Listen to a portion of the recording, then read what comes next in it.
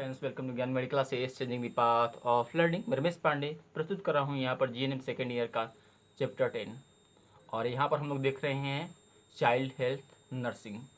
तो हाँ फ्रेंड्स, यहाँ पर दे रखा है हम लोग का fetal development and genetics. Fetal development जो होता है मतलब चाइल्ड का जो डेवलपमेंट जो होता है वो किस प्रकार होता है, और उसके जेनेटिक्स मतलब जो भी जीन्स बन रहे होते हैं वो कैसे बनते हैं, इसके बारे में हम लोग अध्ययन करेंगे।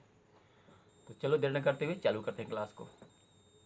For conceptions to occur, conception means to have the birth, यानी to have the birth of child, यानी किसी बच्चे को कंसीव करना, बच्चे को प्राप्त करने के प्रोसेस को कंसेप्शन हम लोग बोलते हैं। For conceptions to occur, a whole healthy ovum from the omen is released from the ovary and passes into the open fallopian tubes, start its journey downward। यानी कभी भी हम लोग का कंसेप्शन अकर रहने के लिए जो हम लोग का हेल्दी ओवम होता है वो हम लोग का ओवरी से प्रतिक्षण निकल रहा होता है और वो फैलोपियन ट्यूब से हम लोग का जो है होते हुए निकलता है। और यही सबसे मुख्य भूमिका हम लोग का होता है कंसेप्शन के लिए। Sperms from the male is deposited into the vaginas and swims approximately 7 inches to beat the ovoms at the outermost portions of the fallopian tubes where the fertilization takes place। जो हम लोग का sperms निकल रहा होता है mail से वो वेजाइना में डिपॉजिट हो जाता है और 7 इंच तक हम लोग का लगभग तैरता रहता है ताकि ओवम से जो है उसका कनेक्शन हो पाए। यानी जब स्पर्म और ओवम आपस में कनेक्शन होता है तो उस कंडीशन में फर्टिलाइजेशन होता है। और फर्टिलाइजेशन जो होता है हम लोग का सबसे outer most person of the fallopian tube, यानी फैलोपियन ट्यूब के सबसे बाहरी परत पर होता है।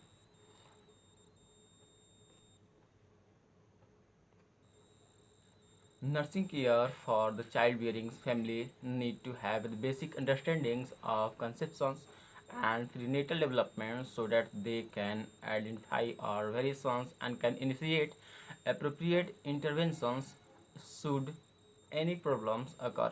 नर्सिंग केयर करते समय जो हम लोग अगर चाइल्ड बेयरिंग हो रहा होता है तो उस कंडीशन में जो नर्स होती हैं उनके पास एक बेसिक अंडरस्टैंडिंग रखना पड़ेगा कंसेप्शन के बारे में, ताकि कोई भी अगर हम लोग का प्रीनेटल डेवलपमेंट होता है, अगर उस समय कोई परेशानी होता है, कुछ बदलाव पाया जाता है तो नर्स को किस प्रकार का रोल वहाँ पर अपनाना होगा इसके बारे में आइडिया रखना पड़ेगा।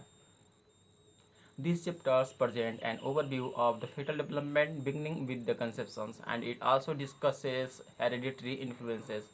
यानी इस चैप्टर में हम लोग पहले फेटल डेवलपमेंट कैसे होता है उसको देखेंगे और बिगनिंग विद द कंसेप्शन यानी कंसेप्शन की शुरुआत जो होता है यानी बच्चे की जो गर्भधारण की जो विधि होती है वो किस प्रकार होती है इसके बारे में हम लोग देखेंगे। It is also discusses the hereditary influences on fetal development and the nurses role in genetic counselling.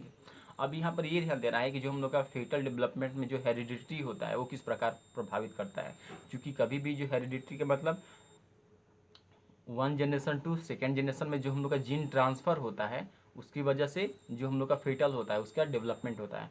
मतलब अगर पिताजी का जो अगर जीन में कोई परेशानी है, वहाँ पर हम लोग का एबनॉर्मलिटीज़ है, तो फेटल के डेवलपमेंट के समय जो है उसके जो बच्चे होंगे उसमें भी एबनॉर्मलिटीज़ आएगी ही आएगी। और यहाँ पर nurses role in genetic counselling यानी कैसे जो है अपना नर्सेज रोल कर रही है जेनेटिक परामर्श के रूप में। मतलब उनको बताया जाएगा कि आपके पास अगर ये जेनेटिक्स जो है एबनॉर्मलिटीज़ है तो आपके बच्चों को भी जेनेटिक एबनॉर्मलिटीज़ पाई जाएगी। तो इस प्रकार जो नर्स होती है अपनी भूमिका अदा करती है ज्ञान बताते हुए। अब यहाँ पर हम लोग देख लेते हैं फेटल डेवलपमेंट। फेटल डेवलपमेंट्स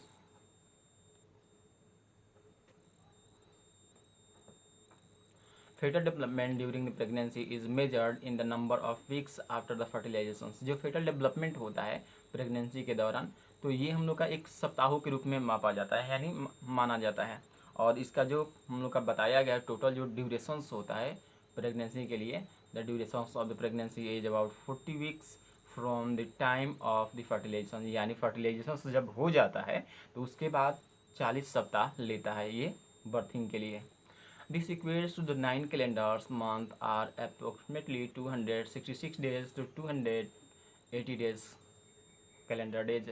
यानी यहाँ पर जो हम लोग का कैलेंडर डेज की अगर बात करें तो या तो 9 मंथ लेता है या दूसरा हम लोग का 266 से 280 दिन तक ये टाइम टेकअप करता है।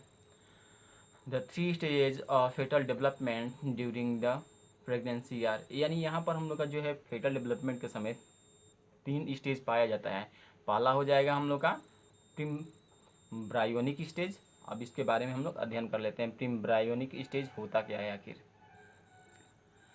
The preembryonic stage begins with the fertilization, यानी अब यहाँ पर क्वेश्चन पूछा सकता है कि कौन सा ऐसा स्टेज है कि इसके स्टेज के साथ जो हम लोग का फर्टिलाइजेशन चालू हो जाता है, तो हम लोग का प्रिम्ब्रायोनिक स्टेज जो हो जाएगा। Preembryonic stage begins with the fertilization also called the conception, यानी प्रिम्ब्रायोनिक स्टेज को हम लोग कंसेप्शन के तौर पे भी जानते हैं। The fertilization is the union of women and sperms and which is the starting point of pregnancy, यानी फर्टिलाइजेशन तभी होगा जब हम लोग का ओवम और स्पर्म आपस में मिलेगा, यूनियन बनेगा, संबंध बनेगा, और उस कंडीशन में जो हम लोग का प्रेगनेंसी धारण होने चालू हो जाता है। The fertilization typically occurs around 2 weeks after the last normal menstrual period in 28 days cycles, यानी जब हम लोग का फर्टिलाइजेशन तभी अकर होगा जब हम लोग का यहाँ पर दे रखा है कि around 2 weeks after the last normal menstrual period in 28 days, यानी 28 डेज का जब हम लोग का लास्ट जो होता है, लास्ट मेंस्ट्रुअल साइकिल जब कंप्लीट होता है तो उसके अकॉर्डिंग हम लोग का होता है। Fertilizations require a timely interactions between the release of the mature ovums at ovulations and the ejaculations of the enough healthy and mobile sperms to survive the hostile vaginal environment through which they must travel to meet the ovules। अब यहाँ पर ये बताया जाता है कि fertilisation तभी होगा जब हेल्दी ओवम जो होता है, हेल्दी ओवम जो होता है हम लोग का, यानी मैच्योर जो यहाँ पर दे रखा है, मैच्योर ओवम जो होता है वो हम लोग का परिपक्व हो, जब ओवुलेशन के दौरान जब निकलता है तो वो क्या होता है कि मोबाइल स्पर्म के साथ कंबाइन होता है, यानी हेल्दी ओवम और हम लोग का हेल्दी स्पर्म दोनों आपस में कंबाइन होगा, तभी जाकर हम लोग का यहाँ पर वेजाइनल के माध्यम से एक इन्वायरमेंट तैयार होगा। अगर मान लो कि यहाँ पर अनहेल्दी स्पर्म आ गया तो ये क्या हो जाएगा, डीड कर जाएगा। मैच्योर अगर नहीं रहेगा तो ये डीड कर जाएगा। तो ये दोनों जो होते हैं हम लोग का स्पर्म और जो है हम लोग का ओवम आपस में जो है अगर हेल्दी रहेंगे यानी मैच्योर रहेंगे तो उस कंडीशन में हम लोग का वेजाइनल एनवायरनमेंट में जो है अपने आप को ढल पाएंगे, through which they must traverse to meet the ovums, और इस प्रकार अपने आप में क्या होता है वहाँ पर फर्टिलाइजेशन हम लोग का घटित होता है। यानी यहाँ पर ये ध्यान देना रहता है कि जो हम लोग का वेजाइनस इन्वायरमेंट जो होता है वहाँ पर एसिड की मात्रा ज़्यादा रहती है। अगर ये हम लोग का स्पर्म जो है, अगर ये स्पर्म हम लोग का मैच्योर नहीं है तो उस कंडीशन में वेजाइनल इन्वायरमेंट में डिस्ट्रॉय हो जाता है। अगर ये मैच्योर है तो वेजाइनल इन्वायरमेंट में जाकर सम्मिलित होकर और वहाँ ओवम से रिएक्ट करके फर्टिलाइजेशन प्रोसेस घटित होता है। चलो आगे बढ़ जाते हैं फिर हम लोग। although more than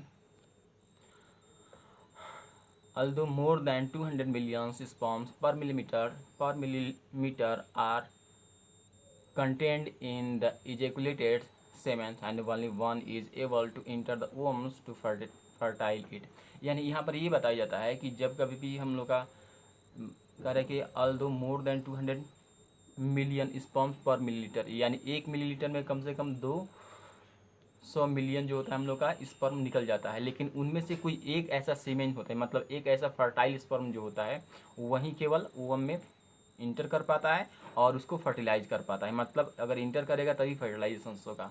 and all other are blocked by the clear proteins layer called the zona pellucida, और बाकी अदर जो हम लोग का निकल रहे होते हैं, मतलब 200 मिलियन में से बाकी जो निकल रहे होते हैं वो हम लोग का यहाँ पर प्रोटीन लेयर के द्वारा मार दी जाती है। उन ओवम को, मतलब उन स्पर्म को प्रोटीन लेयर के द्वारा ब्लॉक कर दी जाती है, यानी मार दी जाती है, और सेंटर में फिर पुनः वापस भेज दी जाती है। और उसी को हम लोग क्या बोलते हैं, जो प्रोटीन लेयर होती है उस प्रोटीन लेयर को हम लोग जोना पेलुसिडा बोलते हैं। आगे बढ़ जाते हैं हम लोग। Fertilization takes place in the outer third of the ampulla of the fallopian tubes where the ovums is fertilized by the sperms, यानी फर्टिलाइजेशन जो होता है हम लोग का एम्प्यूला के, फर्टिलाइजेशन जो होता है फैलोपियन ट्यूब के एम्प्यूला के भाग में होता है, यानी हम लोग का फैलोपियन ट्यूब के थर्ड भाग एम्प्यूला में होता है। when the ovum is fertilized by the sperm a great deal of activity immediately takes place, यानी जब हम लोग का ओवम जो होता है अगर स्पर्म के साथ फर्टिलाइज हो गया तो उस कंडीशन में एक जो है बहुत तेज़ यानी रफ्तार वाली हम लोग का जो है वहाँ पर एक्टिविटी घटित होगा, मतलब जल्दी ही हम लोग का कोई एक्टिविटी घटित होता है। and the mitosis or the cleavage occurs as zygote is slowly transported into the uterine cavity by the tubal muscular movement. अब यहाँ पर जब हम लोग का फर्टिलाइजेशन घटित हो जाता है तो माइटोसिस के दौरान जो होता है हम लोग का अकर्स एज जाइगोट, यानी फर्टिलाइजेशन के दौरान हम लोग का जाइगोट अकर होता है और यहाँ पर हम लोग का दे रखा है is slowly transported into the uterine cavity by the tubal muscular movement. तो जब एम्प्यूला में हम लोग का फर्टिलाइजेशन होता है तो वहाँ से जितना हम लोग का यहाँ पर जो जाइगोट होता है ये धीरे धीरे ट्रांसपोर्ट होने चालू होता है फैलोपियन ट्यूब से होते हुए, और फैलोपियन ट्यूब से होते हुए कहाँ पर हम लोग का डिपोजिट हो जाता है यूटेराइन कैविटी में, यूटेराइन कैविटी में। और ऐसा इसलिए होता है क्योंकि हम लोग का मस्कुलर मूवमेंट हो रहा होता है, यानी हम लोग का जो फैलोपियन ट्यूब होता है उसमें इंटरनल लाइन होता है मस्कुलर होता है और वहाँ पर वो मूवमेंट कर रहे होते हैं, जिसकी वजह से हम लोग का जाइगोट जो होता है यूटेराइन कैविटी में जाकर फिट हो जाता है और इस प्रकार हम लोग का कंसेप्शन होता है। ये प्रोसेस समझना होगा। इस प्रकार हम लोग का यूटेराइन कैविटी में जो चाइल्ड का होता है वो कंसेप्शन हम लोग का घटित होता है। After a series of the 4 cleavages the 16 cells appears as solid balls of the cell or morula and meanings the little mulberry, and the morula reaches the uterine cavity about 72 hours after fertilization। तो यहाँ पर हम लोग का जो बताया गया है कि लगातार जब हम लोग का ये क्लीवेज होता है यानी लगातार जब माइटोसिस क्रिया होती है तो उस कंडीशन में हम लोग का यहाँ पर दे रखा है कि 16 सेल्स अपीयर्स होते हैं सॉलिड बॉल्स जो होता है मरूला के रूप में, और ये मरूला क्या होता है हम लोग का reaches the uterine cavity about 72 hours after the fertilization, यानी 72 आवर्स में ये जाकर हम लोग का यूटेराइन कैविटी में फिट होगा। तो यहाँ पर एक निष्कर्ष भी बताया गया था कि अगर 72 आवर्स के पहले अगर मान लें हमें कंसेप्शन नहीं धारण करना है, हमें कंसेप्शन अगर नहीं धारण करना है तो उस कंडीशन में हम लोग 72 आवर्स से पहले अगर कोई ले लेते हैं दवा ले लेते हैं, अगर उसका पहले काम कर गया 72 आवर्स से पहले काम कर गया तब तो हम लोग का कंसेप्शन नहीं होगा। तो ये सारे प्रोसेस भी होते हैं, कंसेप्शन हटाने का भी प्रोसेस होता है।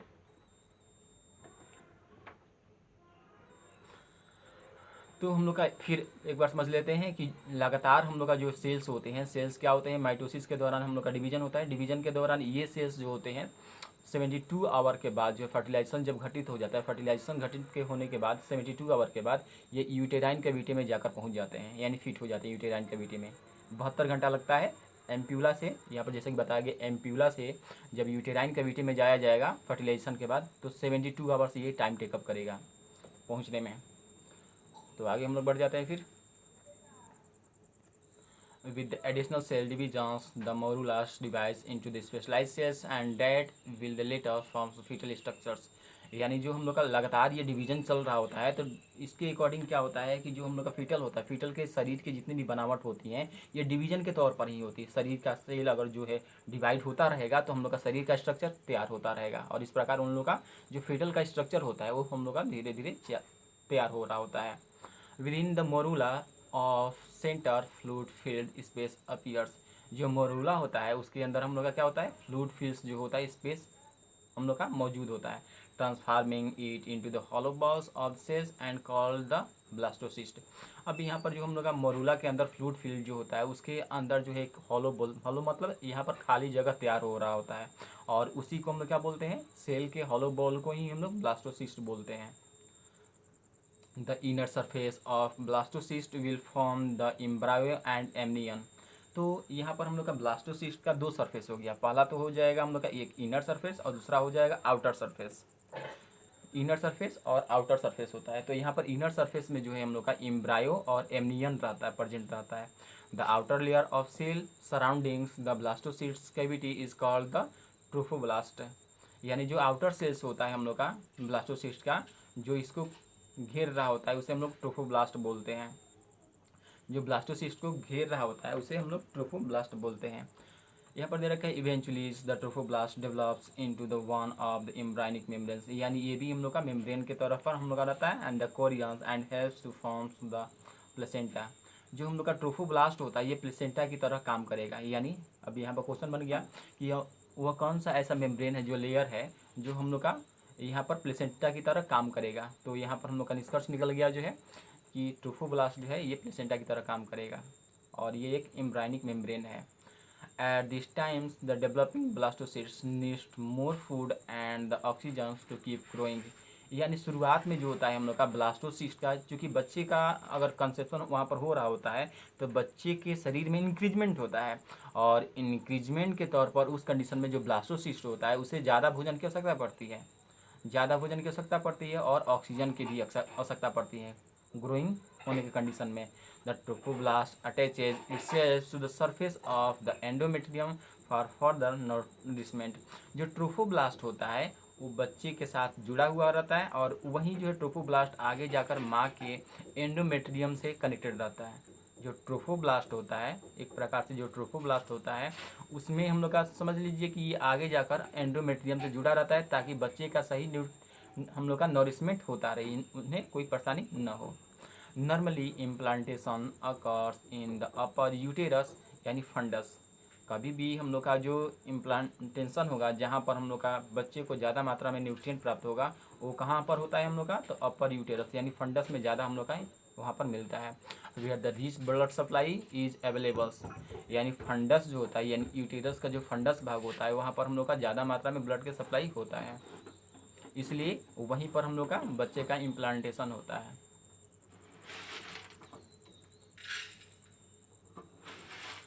This all this area also contains strong muscular fiber which clamp down on blood vessels after the placenta separates from the inner walls of the uterus। यानी यहाँ पर ये भी होता है कि चूँकि यहाँ पर हम लोग का मस्कुलर फाइबर्स ज़्यादा स्ट्रांग मात्रा में पाए जाते हैं, तो बच्चे का जो एक प्रकार से संरक्षण होगा वो बेहतर रहेगा। वहाँ पर हम लोग का मस्कुलर फाइबर रक्षा करेंगे। और प्लेसेंटा जब सेपरेट हो जाता है इनर वाल से, यूटेरस से, तो उस कंडीशन में भी हम लोग का क्या होता है, यहाँ पर एक क्लैंपिंग होता है। Additional, the lining is the thickest here, so the placenta cannot attach so strongly that it remains attached after birth। यहाँ पर हम लोग का ये बताया जा रहा है कि जो हम लोग का लाइनिंग होता है, जो थिकेस्ट लाइनिंग होता है वहाँ पर प्लेसेंटा में, वो वैसे हम लोग का उतना मजबूतीपूर्ण नहीं जुड़ पाता है जितना कि हम लोग का बर्थ के बाद जो होता है प्लेसेंटा जुड़ा रहता है उसके साथ। The figure 10.5 shows the process of fertilizations and implantations. यानी जो भी हम लोग का फर्टिलाइजेशंस होता है, जैसा कि बताया गया, फर्टिलाइजेशंस होता है फैलोपियन ट्यूब के थर्ड भाग एम्प्यूला में होता है, और एम्प्यूला में होने के बाद फर्टिलाइजेशन जब हो जाता है तो वहाँ पर 72 आवर्स लगने के बाद हम लोग का जो भी हम लोग का जाइगोट होता है, वो जाइगोट यूटेराइन कैविटी में जाकर फिट हो जाता है, और यूटेराइन कैविटी में फिट होने के बाद फंडस भाग में हम लोग का फिट होता है, क्योंकि वहाँ पर ज़्यादा मात्रा में ब्लड सप्लाई मिलता है और ऑक्सीजन मिल रहा होता है, तो इस प्रकार वहाँ पर हम लोग का घटित होता है कंसेप्शन जो भी है। आगे हम लोग पढ़ लेते हैं फिर। Concurrent with the development of trophoblast and implantations for the differentiations of the inner cell mass occurs। यानी जब यहाँ पर लगातार हम लोग का डेवलपमेंट हो रहा होता है तो वहाँ पर आंतरिक बदलाव आता है कुछ उसके आंतरिक सेल में, and some of the cells becomes embryo itself. और उस सेल में जो हम लोग का धीरे धीरे जब बनावट आता है तो एम्ब्रायो के रूप में बन जाते हैं कुछ जो है, and other give rise to the membranes that surrounds the protected.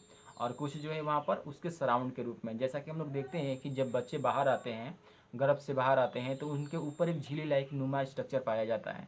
तो वो झिल्ली नुमा स्ट्रक्चर जो होता है वही मेम्ब्रेन हम लोग का यहाँ पर बताया गया है। कुछ मेम्ब्रेन की तरफ प्रोटेक्ट करने में लग जाते हैं उसके सराउंडिंग्स को, बच्चे के सराउंडिंग्स को चारों तरफ जो शरीर है उसको, और कुछ जो होते हैं एम्ब्रायो के रूप में ढल जाते हैं, यानी एम्ब्रायो बनने चालू हो जाते हैं। The 3 embryonic layers of the cells formed are, यानी 3 हम लोग का एम्ब्रायोनिक लेयर पाया जाता है। अब ये तीनों क्या क्या होते हैं इसको देख लेते हैं हम लोग। फर्स्ट दे रखा है एक्टोडर्म। एक्टोडर्म मतलब forms the central nervous systems, special senses, skin and the glands. यानी जो भी सेंट्रल नर्वस सिस्टम्स होता है, स्पेशल सेंसेस होता है, या स्किन से या ग्लैंड्स होते हैं, इन सारे को अगर बनने की जो क्रिया होती है ये क्या होता है, एक्टोडर्म होता है, एक्टोडर्म के माध्यम से होता है। फिर दूसरा हम लोग का दे रखा है यहाँ पर mesoderms. Mesoderms forms the skeletals, urinary, circulatory and reproductive organs. जो मेसोडर्म होता है वो यहाँ पर स्केलेटल बनाता है, और यूरिनरी, सर्कुलेटरी सिस्टम्स और रिप्रोडक्टिव ऑर्गन्स जितने भी होते हैं ये मेसोडर्म के द्वारा हम लोग के बनाए जाते हैं। फिर हम लोग का यहाँ पर दे रखा है endoderms forms the respiratory systems, liver, pancreas and digestive systems. जो एंडोडर्म होता है, एंडोडर्म के द्वारा रेस्पिरेटरी सिस्टम्स, लीवर, पैनक्रियाज को बनाया जाता है तथा साथ साथ यहाँ पर डाइजेस्टिव सिस्टम को बनाया जाता है। तो ये क्वेश्चन पूछा जा सकता है। आगे हम लोग बढ़ जाते हैं। फिर यहाँ पर हम लोग उसके बारे में रिप्रेजेंट किया गया है। ये हम लोग का दे रखा है, जोना पेलुसिटा दे रखा है, यहाँ पर कोरोना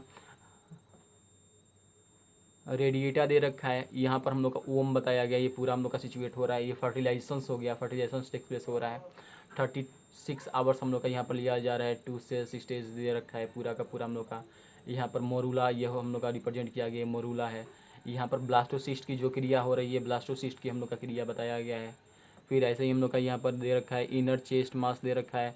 यहाँ पर ब्लास्टोसेल दे रखा है। ट्रोफोब्लास्ट, यहाँ पर जो आउटर लेयर होता है ना हम लोग का, देखो यहाँ पर इंटर लेयर हो गया, और फिर यहाँ पर जो बाहर हम लोग का दे रखा है ये आउटर लेयर है, और आउटर लेयर को हम लोग ट्रोफोब्लास्ट बोलते हैं। जो आगे यही हम लोग जाकर एंडोमेट्रियम से जुड़ जाता है, माँ के एंडोमेट्रियम से, जहाँ से बच्चे का सही पोषण होता है, जहाँ से बच्चे का सही पोषण होता है। यहाँ इम्प्लांटेशन हम लोग का दे रखा है। 7 से 8 डेज हम लोग का लग जाता है इम्प्लांटेशन होने में।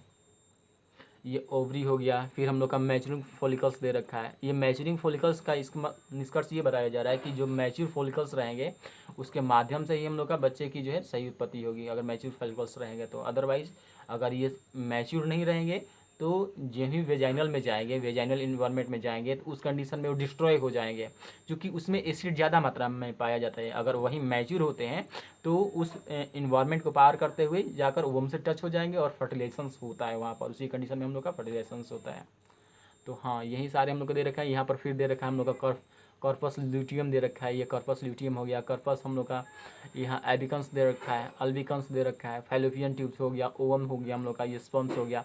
तो ये सारे अलग अलग हम लोग के कंपोनेंट दे रखे हैं। यहाँ पर हम लोग का आर्टरीज एंड वेन्स के बारे में हम लोग का यहाँ डिस्क्राइब किया गया है। आगे बढ़ जाते हैं फिर हम लोग। नेक्स्ट हम लोग का दे रखा है embryonic stage. The embryonic stage of the development begins at the day 15 after the conceptions and continues through the 8 week.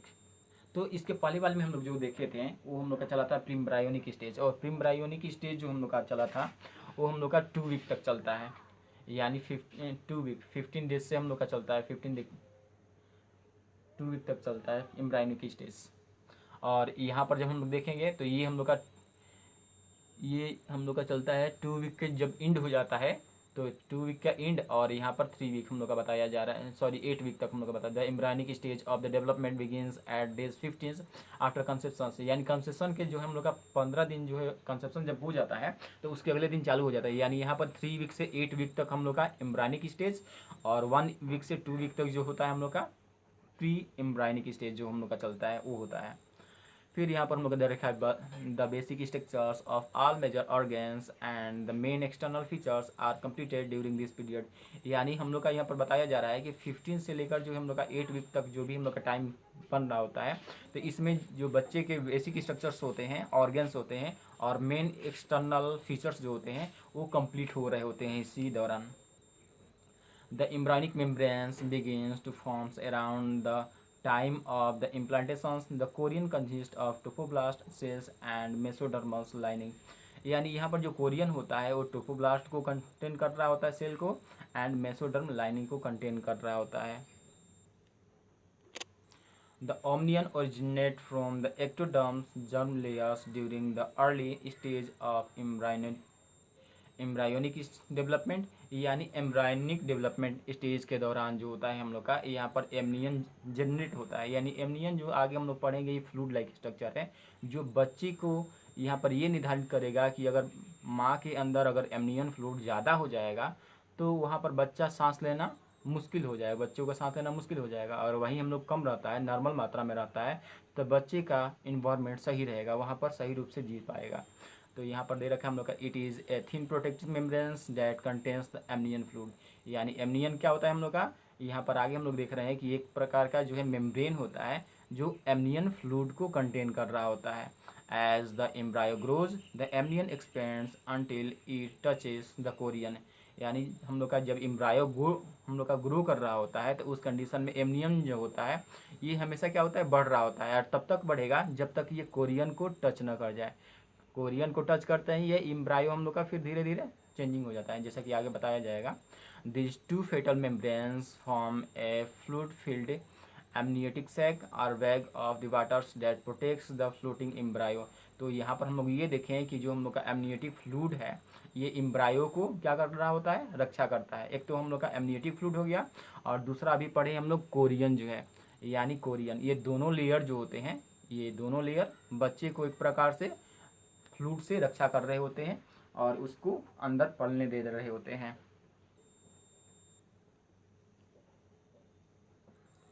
Amniotic fluid surrounds the embryo and increases in volume as the pregnancy progresses। यानी amniotic fluid जो होते हैं, जो embryo को चारों तरफ घेर रहा होता है, वो अपने वॉल्यूम को इंक्रीज कर लेता है जब हम लोग का प्रेगनेंसी धीरे धीरे बढ़ता रहता है। तो and reaching approximately a liters at a terms, यानी समय के दौरान हम लोग क्या होता है 1 लीटर हो जाता है। Amniotic fluid is derived from the two sources. अब यहाँ पर ये बन रहा है क्वेश्चन हम लोग का कि एमनियोटिक फ्लूइड जो होता है कौन कौन से सोर्स से हम लोग का डिराइव हुआ है। तो यहाँ पर पहला हो जाएगा fluid transported from the maternal blood across the amnion and fetal uterines. यानी फ्लूइड जो होता है हम लोग का मैटरनल ब्लड से हम लोग का दे रखा है अक्रॉस द एमनियन और fetal uterines, and this volume changes constantly as fetus swallows and wets. यानी ये हम लोग का जो है वॉल्यूम इस प्रकार चेंज होता है जब बच्चे कोई भी चीज़ को स्वेलोज कर रहा होता है और वाइड कर रहा होता है, तो उस कंडीशन में यहाँ पर परिवर्तन आता है। Sufficient amount of amniotic fluid help the maintain a constant body temperature for the fetus and permits symmetric growth and development। अगर इसकी सही मात्रा में सफिशियंट अमाउंट में जब एमनियोटिक फ्लूइड हम लोग का स्राव हो रहा है, यानी हम लोग का है अगर सफिशियंट मात्रा में, तो उस कंडीशन में जो बच्चे का ग्रोथ होगा वो एकदम कांस्टेंट होगा, ठीक है, और कांस्टेंट टेम्परेचर पर रहेगा। और उस कंडीशन में हम लोग का जो फीटस होगा, फीटस जो है एकदम सही कांस्टेंट टेम्परेचर पर ग्रो कर रहा होगा and permit the symmetric grow and development. शरीर का जो बनावट होगी वो हम लोग का क्या होगा, सही होगा और विकास उसका सही होगा। अगर मान लेते हैं कि यहाँ पर एमनियोटिक फ्लूइड ज़्यादा बढ़ जाता है तो उस कंडीशन में जो हम लोग का एम्बिलिकल कॉर्ड होता है, एम्बिलिकल कॉर्ड दब जाएगा एमनियोटिक फ्लूइड की वजह से, और जब वो दब जाएगा तो उस कंडीशन में जो हम लोग का सप्लाई हो रहा होता है न्यूट्रिएंट का, वो सही से सप्लाई नहीं हो पाएगा। तो इसलिए यहाँ पर हम लोग का sufficient amount of amniotic fluid चाहिए ताकि प्रॉपर हम लोग का ग्रोथ हो सके और डेवलपमेंट हो सके। Cushions the fetus from the trauma.